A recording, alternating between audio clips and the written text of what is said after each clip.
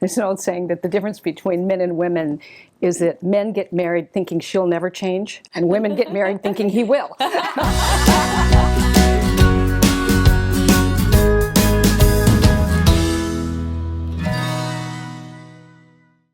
I've been accused in my life of dating someone for their potential and not who they really are. And I know I'm not alone. So how do we get past the facades of someone and really reach that authentic love? You know, oftentimes what happens when we meet someone is we have all of these ideas and dreams of what they could be and what it could become, and wow, this has got such a great future. The problem is we don't pay attention to the present. And oftentimes people will tell us who they really are if we just pay attention to their clues. And one of the things we do in Boys Before Business is we absolutely say this: watch their actions and listen to their words. If they don't match, they're doing the same thing. They think that they have that potential, but they're not that person right now. And oftentimes you may say, but in a few years, the thing is, you want to be with that person right now. So the potential and all of that is really great, but having it right now is richer. Some people say, well, maybe I'll change this person, or they think in their head, you know, maybe they'll change a little bit. And let's be honest, when we're in a relationship, we do grow and we do want to, you know, encourage one another to grow. I think a lot of times you see women get into relationships where they know the flaws going into it, but they think, I can fix him. I can make him just what I want him to be. But how often, as you said, does that backfire? And you're like, he's being who he was all the time, but he hasn't changed because you can't fix him. You can't. There's an old saying that the difference between men and women is that men get married thinking she'll never change, and women get married thinking he will. And I just think, when I thought about that, I think as women, we do look, we see potential in our children. Our brains have been trained for thousands of years to see potential in others and to help bring that out. And I think that's something we really need to look carefully at when we're choosing a mate or even a friend, is that who they're saying they're being and who they're being are a match.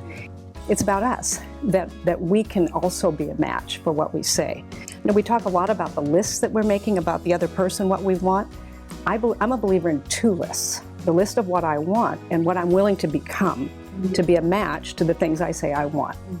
When I think about relationships and people in general, I like to, you probably heard the concept, everything's energy, like attracts like, right? Same thing in relationships. You're gonna bring out something from another person.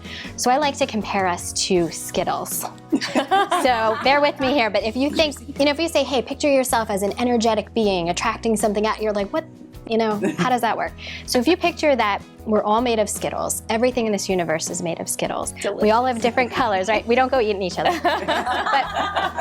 But if you have your red Skittles coming to the surface and you sit down and have an interaction with somebody else, you're gonna draw out their red Skittles. You're gonna draw out. So if you want to get beyond the potential or beyond the mask of what could be, being authentic in your own right is going to pull authenticity out. So always think, what side of myself am I showing in this relationship right now? Because that's the side that's going to come out of the other person. And if you're seeing something that you don't like, then think, well, how am I showing up in that way? And how could I be, not taking all the responsibility on, but contributing to what's going on in the relationship? I think that's an amazing analogy and an amazing visual for everyone to think about. They're made of Skittles. You have different colors within you. They come to the surface at different times. And I think that really what that brings to light is, how do you really know someone? Because we all have different sides and facets of our personality. I would ask, do you ever really get to know someone? I mean, you're going to see what they allow you to see.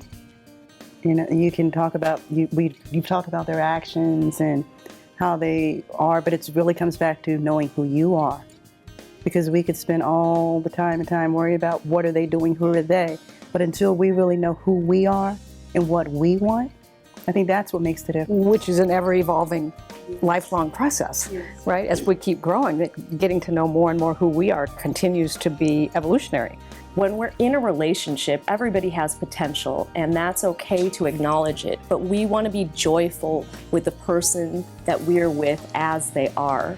And everyone is in a process of evolution, and that's okay to acknowledge. But really, you want someone whose words match their actions, and you're just happy with the person that you're with.